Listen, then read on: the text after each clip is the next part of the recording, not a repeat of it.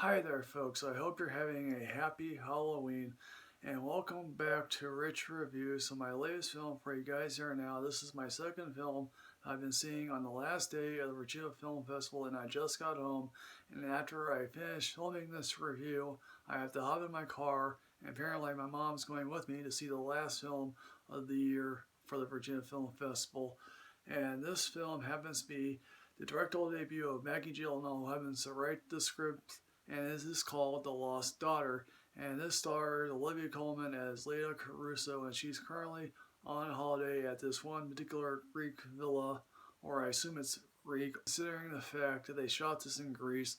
Basically, while she's there, she's not really the most personal person in the world, and though she does kind of strike up a friendship with the owner of the villa, played by Ed Harris, which it's amazing to see Ed Harris. He stays a little crusty, and I'm still waiting for, Top Gun Maverick, where he and Tom Cruise are roughly the same age, and Tom Cruise looks good and young and whatnot.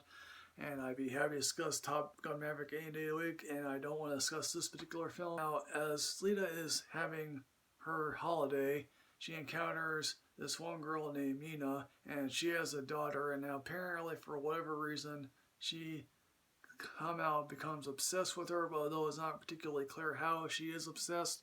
And as I said, now of course her daughter loses her doll, and then we come to realize, oh yeah, it's because Leda took her doll. Why exactly she took the doll is still not entirely clear to me. Thinks of it as the doll that she particularly had when she was young herself, or that she gave her own daughter to. She says in conversation she has two daughters, and apparently in flashback the young Leda is played by Jessie Buckley. Now, what an age transformation that is, because I can't for my life of me see how Jessie Buckley in 20 years would become Olivia Coleman. Now apparently what we come to learn is Leda as a young person was a history professor or aspiring literary person.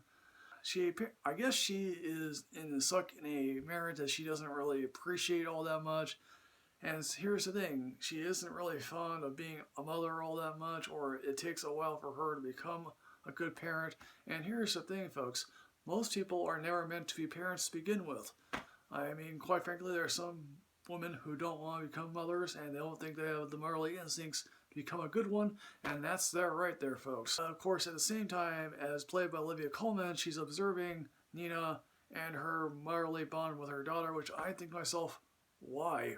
And also, if the Olivia Coleman character was a man, this would be infinitely more creepy, and it's not really all that creepy, it's just sort of sad. And also, here's another thing. This is the third film that I saw that is based on a book. The other two were Passing and The Power of the Dog. Those two novels I'd be interested in reading. This novel I would have no interest in reading whatsoever. Now, also, here's another particular observation I made. When this film ended, and most films that play at film festivals, the audience claps. The audience didn't clap at this at all. Again, the scenery is great. Again, congratulations Olivia Coleman for getting a free vacation to this Greek island. I just sort of sat there bored out of my mind. There's no connection between, Leda and Dakota Johnson character. And also a couple of other people show up, one of whom happens to be the woman from Succession. I still can't pick her out of a lineup because I don't watch Succession at all. And apparently from what I've heard, she and, Kristen Stewart are the possible front runners for Best Actress with this. Let's just personally hope we can stop this from ever happening, because the Kristen Stewart performance is one of the most laughable things I've ever saw.